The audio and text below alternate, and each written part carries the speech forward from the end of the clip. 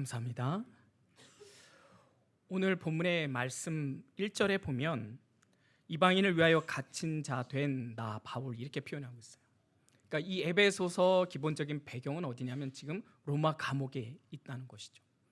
사도행전 21장에 보면 이제 사도 바울이 3차 전도 여행을 마치고 예루살렘에 올라오는데 이 안에서 조작된 누명으로 인해서 감옥에 갇히게 됩니다.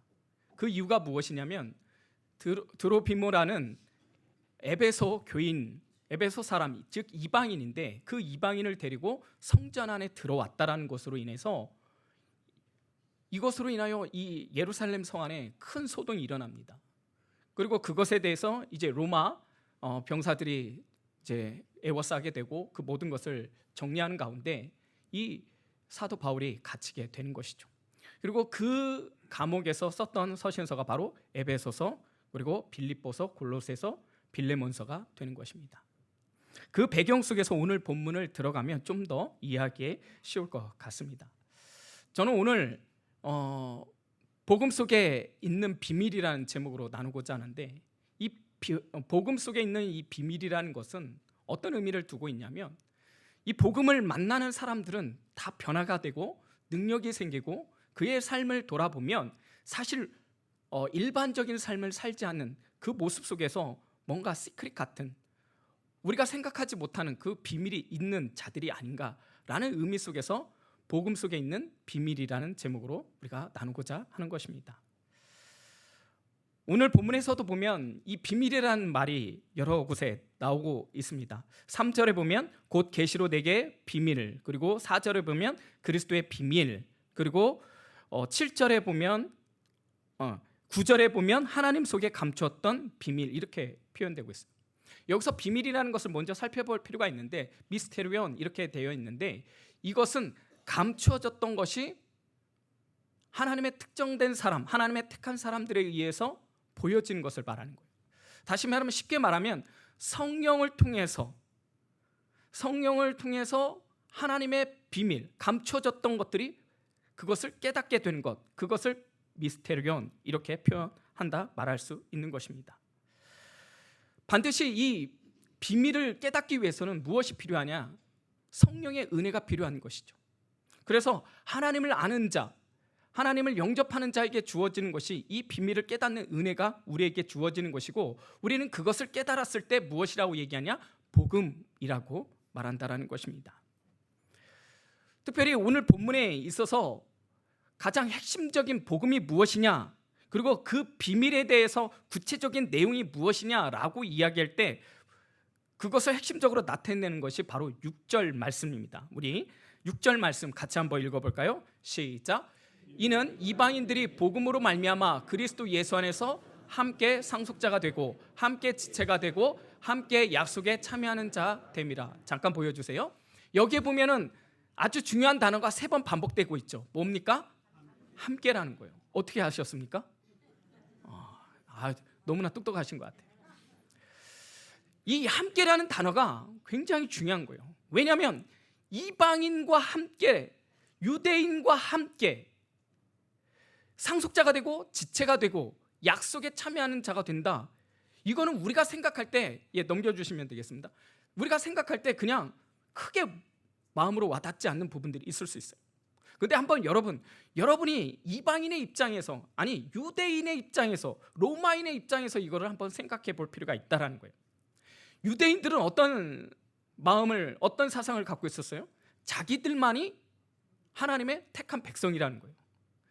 자기들만이 구원의 조건을 갖춘 민족이라고 생각했단 말이에요. 이방인들에 대해서 어떤 마음을 갖고 있었습니까? 쉽게 말해서 지옥의 땔감으로 생각할 정도로 상종조차 하지 않았던 유대인과 이방인의 사이. 여러분, 그때 당시엔 또 그 헬라인이 있죠. 보통 로마 사람들이라고 얘기할 수 있는데 이 로마 사람들은 또 다른 민족을 어떻게 생각했어요? 야만인 취급을 했단 말이에요. 자기들만이 우월 민족으로서 다른 민족은 자기 눈에 들어오지 않았던, 그래서 유대인과 또 다른 이방인과 상종한다? 그들 또한 할 수 없었던 것이죠. 근데 놀라운 건 뭐냐면 그 헬라인과 유대인이, 이방인과 유대인이 어떻게 됐다라는 거예요? 함께. 상속을 받게 되었다라는 거예요. 함께 지체가 되었다는 거예요. 함께 형제가 되었다라는 거예요. 그리고 하나님의 약속을 동일하게 받을 수 있는 존재가 되었다라는 거예요. 이거는요, 기적 같은 일이죠. 근데 그 기적 같은 일이 어떻게 이루어졌습니까? 우리가 지난 시간에 살펴보았던 것처럼 예수 그리스도의 십자가를 통해서 그 일들이 일어나게 되었다라는 것이죠. 이게 복음이라는 거예요. 사랑하는 여러분, 이 함께라는 이 안에는요, 엄청 커다란 벽이 막고 있었죠. 그건 어떤 벽이었습니까? 편견의 벽이었던 것이죠. 그리고 그 편견의 벽을 넘어서 차별의 벽이 있었던 것이죠. 그리고 그 차별 속에 정죄가 있었던 정죄의 벽이 있었던 것이죠. 그런데 이 모든 것을 어떻게 돼요? 허물게 되었다는 거예요. 그 허물고 그 안에 들어왔던 이름이 바로 함께라는 이름이라는 것입니다. 예수 그리스도의 십자가로 인하여 함께 상속자가 되고 지체가 되고 그리고 하나님의 언약을 받는 백성이 되었다라는 거, 이것은 기적이고 이것은 복음이었다라고 오늘 성경은 말씀하고 있다는 것입니다. 자, 이 배경 속에서, 이 전체적인 내용 속에서 저는 이제 구체적으로 그러면 복음 속에 있는 비밀, 다시 말하면 복음을 만나는 사람의 특징은 무엇인가에 대해서 이제 살펴보려고 합니다. 첫 번째는 복음은 우리의 정체성을 깨닫게 한다라는 것입니다. 오늘 본문의 1절 말씀에 이렇게 나와요. 이러므로 그리스도 예수의 일로 너희 이방인을 위하여 갇힌 자 된 나 바울이 말하거니와. 지금 여기서 중요한 건 뭐예요? 갇혔다라는 거예요. 갇혔다.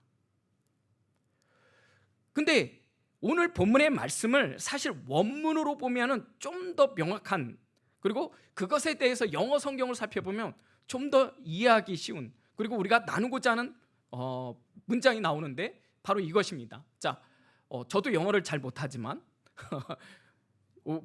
영어 성경을 NASB라는 그 성경을 가져오면 For this reason I fall foul, a prisoner for Christ Jesus 이렇게 나와 있어요. 자, 중요한 건 a prisoner for Christ Jesus. 근데요, 다른 성경은 a prisoner of Christ Jesus 이렇게 나와 있어요. 사실 이건 크게 중요하지 않아요. 다시 잠깐 이거 띄워주세요. 그거를 어떻게 해석했냐면 예수 그리스도를 위한 프리즈너, 죄수 또는 포로라고 얘기하는 거예요. 그러면 지금 사도 바울은 자신을 어떻게 표현하고 있냐면 그냥 예수의 종 그렇게 표현하지 않고 크라이스트 지저스, 예수 그리스도의 종, 아니 죄수, 포로 또는 예수 그리스도를 위한 죄수, 포로 이렇게 기록하고 있다는 것이에요. 자, 넘겨주시고, 이게 왜 중요하냐면 지금 여러분, 지금 사도 바울이 어디에 갇혀 있다고요? 로마 감옥에 갇혀 있는 거예요. 지금 자신이 로마 감옥에 있었지만 사도 바울은요, 자신은 로마 감옥에 갇힌 것이 아니라 오히려 예수에 갇혔다라는 거예요. 예수의 죄수로서, 예수의 포로로서 나는 그에게 잡혀 있다라고 표현하고 있는 거예요. 이거는 전혀 다른 것이죠. 중요한 것은 무엇이냐면 사도 바울은 자신의 정체성이 분명히 알고 있었던 거죠. 나를 부르신 하나님, 이방인의 사도로 부르셨던 그 하나님 부르심 속에서 나는 어떤 존재인가 너무나 잘 알고 있었던 것이죠. 그러다 보니까는 지금 자기의 몸은 로마에 갇혀 있었지만, 쇠사슬에 갇혀 있었지만 그거는 자기에게 문제가 되지 않았어요. 왜? 자기에게 주어지는 자신의 정체성은 뭐예요? 하나님의 예수 그리스도의 종이라는 사실은 변함이 없었기 때문에 오히려 예수 그리스도의 어떻게 해요? 포로가 되었다라고 지금 말씀하고 있는 거예요. 이렇게 이야기하는 이유가 무엇입니까? 그냥 좋게 여기기 위해서? 그게 아니라는 거예요. 바로 이것이 다 하나님의 계획 가운데 있다라는 그 뉘앙스가 이 표현 안에 담겨져 있다라는 것입니다. 중요한 것은 무엇이냐면 여러분, 우리의 정체성이 확보되지 아니하면, 명확하지 않으면 우리는 주어지는 환경에 갇힐 수밖에 없다라는 거예요. 우리의 그 환경, 어쩌면 이 자리에 있는 어떤 누군가는 고난 가운데 있는 자들도 있을 것입니다. 어떤 고통 가운데 있는 자들도 있을 것입니다. 그런데 그 안에 갇혀 있다 보면 우리는 의기소침하게 되고 우리가 낙심하게 되는 것이죠.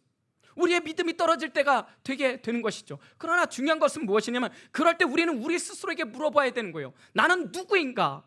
나는 어떤 존재인가?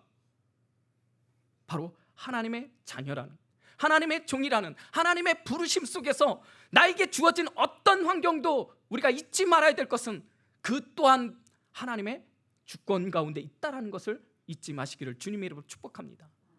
그 하나님의 주권 속에서 나의 정체성을 찾는 것이죠. 그 정체성 속에서 갇혀 있지만 나는 하나님의 은혜 가운데 또한 갇혀 있음을 우리는 잊지 말아야 한다는 것입니다. 그래서 사도 바울은 The prisoner of Christ Jesus라고 당당하게 이야기할 수 있었던 것입니다.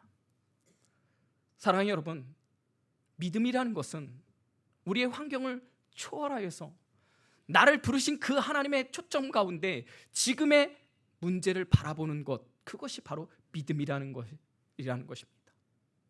우리가 환경 속에서 갇혀 있게 되면 우리는 그 믿음을 바라볼 수가 없는 것이죠.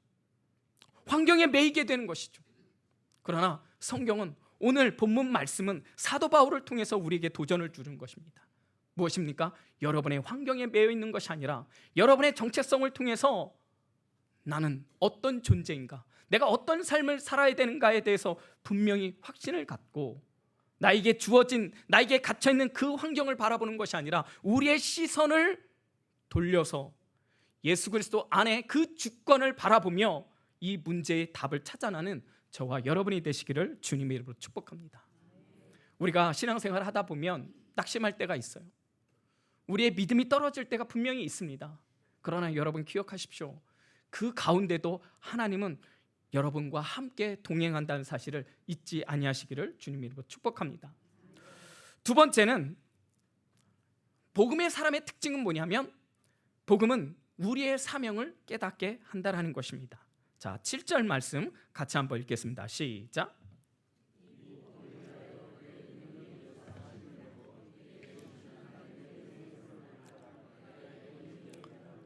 이것 좀 보여주시고요. 이 복음을 위하여 그의 능력이 역사하시는 대로 내게 주신 하나님의 은혜의 선물을 따라 내가 일꾼이 되었다. 근데 여기서 우리가 놓치지 말아야 될 것은 하나님의 나에게 부르신 목적을 사도 바울은 분명히 알았는데 그 앞에 자신이 일꾼이 된 것들에 대해서 어떻게 표현하고 있냐면 내게 주신 하나님의 은혜의 선물을 따라. 다시 말하면 내가 사도의 부르심을 받은 것은 하나님의 은혜라는 사실이에요. 여러분, 이게 왜 중요하냐면 사실 우리 이 자리에 있는 우리 모두는 하나님의 부르심, 구원의 부르심을 넘어 모두가 사명의 부르심을 받은 줄 믿으시기를 주님의 이름으로 축복합니다. 그런데 우리가 사명자, 사명의 부르심 이렇게 이야기할 때 우리 안에 무엇이 있어요? 사실은 부담이 있죠. 물론 우리는 그것을 거룩한 부담이라고 이야기할 수 있겠지만 그러나 그것이 여러분 은혜라는 측면과 거룩한 부담은 전혀 다른 것이죠. 똑같은 부르심이죠. 그런데 그 부르심을 어떻게 해석하는 것은 너무나 다른 것이죠. 그냥 부담으로 다가온다면 우리는 나에게 주어진 그 일에 대해서 늘 부담으로 다가온다면 어떻게 돼요? 굉장히 마음이 무거울 수밖에 없죠. 근데 여러분 상대적으로 그것이 하나님의 은혜의 부르심 속에서 나에게 주어지는 사명이라는 것을 깨달을 때는 기쁨이 있는 것이죠. 특별히 오늘 본문의 말씀에서 그 다음 뭐라고 표현하고 있냐면은 지극히 작은 자보다 더 작은 자라고 자신을 표현하고 있어요. 자기의 사명을 받았는데 일꾼이 되었는데 그러면서 당신 자신을 어떻게 표현하고 있냐면 지극히 작은 자보다 뭐하다고요? 더 작은 자라고 표현하고 있어요. 여러분 이것은 단순히 사도 바울의 겸손의 표현이 아니라 실제로 그렇다라는 것이에요. 왜 그렇습니까? 사도 바울이 어떤 자였어요? 예수 그리스도를 믿는 자들을 핍박했던 자들이죠. 특별히 그에게 가장 마음에 못이 박힌 그 사건이 하나가 있죠. 그건 뭐예요? 스데반의 순교의 사건. 그 자리에 누가 있었나요? 바로 사울이란 그때 당시에 바울이 있었던 것이죠. 그는요 그 죽음의 현장 속에서 주동했던 자예요. 예수를 믿는 자는 가만두지 못하는 열성을 다해서 그들을 잡아서 감옥에 가두었던 자가 누구였다는 거예요? 사도 바울의 옛 모습이었다는 거예요. 그런데 그 바울을 다메섹에서 예수님이 부르십니다. 그를 택하십니다. 그를 사도로 부르시는 거예요. 자기의 구원도 감사한데 여러분, 이방인의 사도로 자신을 불렀던 거예요. 여러분, 이게 얼마나 감격스러울까요? 자신은 어떻게 보면 수치감 속에 그 인생을 살아야 될지도 모르는데, 그럼에도 불구하고 예수 그리스도께서 그 모든 것을 치유하시고 용서하시고 그들을 용납하셨어요. 그를 용납하심을 통해서 그에게 용납할 뿐만 아니라 이방인의 사도라는 사명을 주셨다라는 거예요. 근데 그 사명은요, 말 그대로 은혜로 주어졌다라는 것을 너무나 뼈저리게 느낄 수 있었던 것이죠. 사랑하는 여러분, 여러분의 부르심은 무엇이었습니까? 근데 그 부르심, 또 하나 여러분의 직분을 한번 생각해 봤으면 좋겠어요. 여러분의 직분, 정말 혹시나 여러분 그 직분이 예를 들어서 장로라면 장로의 자격이 되었기 때문에 장로가 되었던 거예요? 여기 있는 연목사가 목사의 기준이 되었기 때문에 목사가 되었을까요? 그렇지 않다는 거예요. 그러면 우리는 은혜라고 생각하지 않아요. 당연하다고 생각하는 거예요. 그러나 이 자리에 있는 어떤 누구도 우리의 직분에 대해서 그것은 당연하다고 생각하는 자는 없을 것입니다. 오히려 그것이 무엇으로 다가올까요? 은혜로 다가오는 것이죠. 저같이 허물 많고 믿음도 약하고 죄투성이었던 이 연목사를 그냥 하나님이 부르시는 거예요. 목사로 부르시는 거예요. 내가 누구보다 또 뛰어난 어떤 열심이 있기 때문에, 착함이 있었기 때문에, 의의가 있었기 때문에, 아니요, 그냥 부르시는 거예요. 부족하지만 목사로 사용하시는 거예요. 목사로 하나님의 말씀을 증거하게 하시는 거예요. 그런 저의 입장으로서는 늘 강단에 오를 때마다 하나님 앞에 죄스러움도 있지만, 그러나 감사한 거죠. 나 같은 자도 하나님의 말씀을 증거할 수 있는 기회를 주신 그 하나님의 은혜를 생각하면 너무나 감사한 거죠. 그렇다면 여러분의 부르심은 어떻습니까? 여러분의 위치에서 여러분의 그 자리와 여러분의 그 직분과 여러분에게 주어진 그 사명이 혹시나 사명, 부담감으로 다가오십니까? 아니면 은혜로 다가오십니까? 자, 다시 7절 말씀 한 번 더 보여주시겠습니까? 자, 그러면서 중요한 것은 그 앞절 말씀이에요. 이 복음을 위하여 그의 능력이 역사하시는 대로. 여러분 기억하십시오. 그의 능력이 역사하시는 대로. 넘겨주십시오. 이것은 무엇을 말합니까? 하나님의 능력이 함께함을 통해서 우리의 사명을 감당하게 하시는 분이 우리 하나님의 부르심이라는 거예요. 그런데 이것이 왜 중요하냐?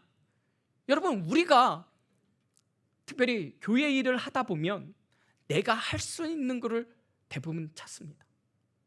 내가 잘할 수 있는 것을 찾습니다. 그것도 필요할 거예요. 왜? 은사와 달란트가 있기 때문에. 그런데요, 여러분 기억하십시오. 이거보다 더 가치 있는 것은 하나님의 능력으로, 하나님의 은혜로 말미암아 감당하는 그 일이 더 큰 은혜의 사역인 줄 여러분 믿으시기를 주님의 이름으로 축복합니다. 여러분, 중요한 것은 교회 안에서 정말 필요한 것이 무엇인지를 우리는 한번 생각해 볼 필요가 있다는 거예요. 내가 하고 싶은 거, 나는 성가대를 할 거야. 왜? 한번 질문을 던져봐야겠죠. 나는 이것을 할 거야. 그것에 대해서 한번 스스로에게 물어봐야 되겠죠. 근데 여러분 잊지 말아야 될 것은 뭐냐면, 내가 그 일을 통해서 하나님의 은혜를 경험하고 있는가에 대해서 살펴봐야 된다는 거예요. 특별히 여러분, 때로는 내가 감당할 수 없는데 나에게 주어지는 일들이 있을 수 있어요. 예를 들어서 누군가가 교사가 필요해서 교사가 되었어요. 사실은 교사하기에는 나는 너무나 부족한 것 같아요. 근데 여러분, 그럴 때일수록 그 사람이 철저히 하나님을 의지하고 성령 앞에, 하나님의 말씀 앞에 바로 서게 된다면, 그래서 하나님의 은혜를 구하기 위해서 더 기도의 삶과 말씀의 삶에 집중해서 준비하는 그 자에게 어떤 일이 일어날까요? 은혜의 역사가 일어나는 거예요. 오늘 성경의 말씀은 그것을 우리에게 요청하고 있는 거예요. 성령을, 하나님의 말씀의 은혜를 경험해야 된다는 거예요. 그냥 내 주어지는 삶 속에서 그냥 그 일들을 감당하기보다도 더 중요한 건 뭐냐면, 그 안에서 나와 함께 하시는 하나님의 역사를 경험하는 은혜를 우리는 나의 사명 가운데 그 일을 통하여 하나님께 영광 돌려야 한다는 것입니다. 내가 할 수 없기 때문에, 나에게 능력이 부족하기 때문에 더 하나님을 의지할 수밖에 없는 그 순간, 하나님은 그 믿음의 사람을 통해서 일하시는 줄 여러분 믿으시기를 주님의 이름으로 축복합니다. 그래서 여러분이 할 수 있는 일을 찾지 마시고, 혹시 교회에서 꼭 필요한 것이 무엇인가에 대해서 어떤 요청이 있다면 그 일에 집중하고 그 일에 헌신할 수 있는 자가 되시기를 주님의 이름으로 축복합니다. 제가 이제 곧 새 가족 가운데 이제 바나바 사역을 다시 시작하려고 합니다. 예전에 그 성전 이전 쪽에 우리 바나바 사역이 잘 이루어졌었는데 이제 한동안 좀 주춤하게 되었어요. 이제는 이것을 재정비하면서 이제 새 가족이 왔을 때 바나바를 적극적으로 잘 이렇게 붙여서 그 새 가족이 잘 정착할 수 있기를 위해서 정비를 하려고 합니다.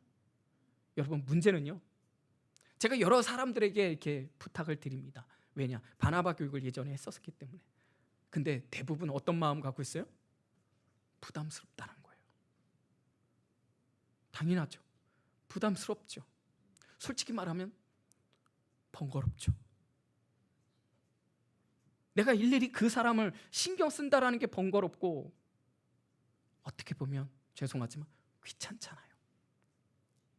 그러나 사랑하는 여러분, 복음의 사람은 거기에 포커스가 있는 것이 아니라 하나님이 무엇을 기뻐하실까, 하나님이 이 교회를 위해서 나에게 주어진 것이 무엇인가에 대해서 사명을 찾는 그 사람이 복음의 사람인 줄 여러분 믿으시기를 주님의 이름으로 축복합니다. 제가 이렇게 이야기했으니 제가 도움을 요청할 때 뿌리치지 마시고 적극적으로 도와주시기를 부탁드리겠습니다. 여러분, 교회가 필요한 일들이 있어요. 교회에 이런 일들이 꼭 있을 때 필요한 일꾼들이 있어요. 저는 그 일꾼이 필요할 때 그 자리에 헌신할 수 있는 모든 복음의 사람이 되어지시기를 주님의 이름으로 축복합니다. 내가 있는 달란트 은사 필요합니다. 그거를 활용하는 것도 중요합니다. 근데요, 더 큰 가치, 더 큰 하나님의 그 사명의 부르심 속에서 하나님의 은혜를 따라서 하나님의 역사와 성령의 능력을 통해서 경험하는 그 사명은 우리에게 더 큰 기쁨을 주실 줄 믿으시기를 주님의 이름으로 축복합니다. 세 번째는, 복음은 교회를 향한 사랑을 깊어지게 한다라는 것입니다. 저는 오늘 이 부분이 가장 핵심이라고 생각되어집니다. 자, 이제부터는 성경을 보시기 바랍니다. 자, 보세요. 1절에 이러므로, 여기서 이러므로는 앞에 있는 문장과 앞에 있는 내용과 연결되어진다라는 것이죠. 자, 그러면서 그리스도의 예수의 일로 너희 이방인을 위하여 갇힌 자 된 나 바울이 말하거니와, 이렇게 되어 있어요. 근데요, 여러분, 사실 원문에 보면은 주어 나 바울은 있지만 그 주어를 뒷받침하는 동사는 없습니다. 근데 여기에 보면은 바울이 말하거니와 바울이 말한다, 이렇게처럼 하나의 문장처럼 되는 것 같지만 사실은 이거는 의역입니다. 자, 그러면 2절은 또 이렇게 시작해요. 너희를 위하여 되게 주신 하나님의 은혜의 경륜을 너희가 들었을 터요. 여러분, 전혀 다른 내용이에요. 이러므로 그리스도 예수의 일로 너희 이방인을 위하여 갇힌 자 된 나 바울이 말하거니와, 사실 말하는 건 없어요. 그냥 바울이에요. 그러면 이거와 연결된 동사는 어디에 있을까요? 사실은 14절, 15절에 있다라는 거예요. 특별히 15절에 보면 이렇게 나오죠. 이름을 주신 하나님 앞에 무릎을 꿇고 비노니. 다시 말하면 나 바울이 어떻게 해요? 무릎을 꿇고 하나님 앞에 기도하니, 이게 바로 동사예요. 자, 그러면 2절과 13절은 어떤 말씀이라는 거예요? 삽입구라는 거예요. 삽입구. 다시 말하면 왜 사도 바울은 이 에베소서 이 편지를 쓰면서 왜 이렇게 썼을까요? 자신이 갇힌 것들에 대해서 이야기하면서 문득 그 마음에 염려가 생긴 것이죠. 그것은 무엇이었습니까? 자신이 갇힘으로 말미암아 누가 걱정을 할까요? 에베소 교회가 걱정할 것이 되어서 그것이 더 걱정스러워서 어떻게 되는 거예요? 삽입구를 넣었던 거예요. 그리고 나서 13절에 이렇게 얘기합니다. 그러므로 너희에게 구하노니 너희를 위한 나의 환난에 대하여 뭐하지 말라? 낙심하지 말라. 사도 바울은 진짜 말하고 싶었던 것은 바로 여기에 있다라는 거예요. 여러분, 지금 사도 바울은 어디에 갇혀 있다고요? 감옥에 갇혀 있어요. 자기의 생명의 문제, 안위의 문제 아랑곳하지 않아요. 오히려 그들은, 지금 사도 바울은 누구를 더 염려합니까? 자신을 걱정할 에베소 교회를 걱정하는 거예요. 에베소 교회는 어떤 교회입니까? 사도 바울이 3년 동안 밤낮으로 복음을 가르쳤던 교회죠. 그에게 이 에베소는 남다른 거죠. 3차 전도 여행을 마치고 돌아오는 길에 그 에베소를 들릴 수 없어서 에베소 장로들을 밀레도에서 만나요. 목을 안고 끌어안으면서 부둥켜 알며 울어요. 왜요? 사도 바울이 어떻게 될지를 그들은 뻔히 알고 있었기 때문인 거죠. 여러분, 그 순간 한번 떠올렸으면 좋겠어요. 목을 안고 서로가 부둥켜 알며 울고 있는 그 장면을 생각한다면 이제는 사도 바울은 죽음을 맛보게 될 건데, 그에게 닥쳐질 고난과 환난은 우리가 생각하는 그 이상일 텐데, 그것을 보내야 하는 밀레도에 있는 그 에베소 장로들의 마음과, 그럼에도 불구하고 그들을 에베소 교회를 맡기면서 자신을 떠나는 아비의 마음을 갖고 있었던 사도 바울의 마음, 여러분, 이 마음이 오늘 우리에게 동일한 마음, 동일한 교회를 사랑하는 마음이어야 될 줄 여러분 믿으시기를 주님의 이름으로 축복합니다. 여러분, 여러분에게 있어 한가람 교회는 어떤 교회입니까? 내가 10년을 20년을 섬겼던 교회, 그것도 너무 중요하죠. 30년 40년 섬기는 거 너무나 중요하죠. 그런데 사랑하는 여러분, 그런 교회를 뛰어넘어서 진짜 교회는 뭐예요? 이 자리에 있는 한 사람 한 사람의 아픔과 어려움과 고난에 대해서 함께 공감할 수 있는, 그것이 진짜 교회의 모습 아니겠습니까? 저는 이 교회가 예배드리는 장소로 제한하지 않기를 부탁드립니다. 저는 여기가 단순히 나의 은혜를 받기 위한 신앙의 장소로 머무르지 않기를 부탁드립니다. 이 한가람 교회는 우리가 생각하는 것보다 더 큰 교회의 의미를 갖고 있다는 것이에요. 그것은 무엇입니까? 10절 말씀이 그것을 말씀하고 있는 거예요. 자, 10절 말씀 같이 한번 읽겠습니다. 9절 10절 말씀 같이 한번 읽겠습니다. 시작. 영원부터 만물을 창조하신 하나님 속에 감추어졌던 비밀의 경륜이 어떠한 것을 드러내게 하려 하심이라. 이는 이제 교회로 말미암아 하늘에 있는 통치자들과 권세들에게 하나님의 각종 지혜를 알게 하려 하심이라. 교회로 말미암아 하나님의 각종 지혜를 알게 하려 하십니다. 여러분, 교회는 그런 곳이라는 거예요. 단순히 우리가 생각하는 예배의 장소로 제한하는 것이 아니라, 여러분, 성경이 말하는 하나님이 꿈꾸는 교회는 하나님의 모든 하나님의 지혜를 모아놓던 것이 어디라는 거예요? 교회라는 거예요. 우리가 지금 우리가 보는 이 교회는 사실 불완전하죠. 완전하지 않아요. 그래서 공사 중이에요. 우리는 함께 지어져가는 가운데 있어요. 그러나 하나님은 그런 교회를 향해서 꿈꾸는 것은 하나님의 모든 지혜를 모아놓고 하나님의 사역들을 감당하기 위해서 세워진 것이 교회라는 거예요. 그 중에 하나가 무엇입니까? 바로 구원의 경륜을 교회를 통해서 이루고자 하는 교회의 사명이 우리 안에 있다라는 거예요. 여러분, 이거를 잊지 말아야 돼요. 교회의 사명은 무엇입니까?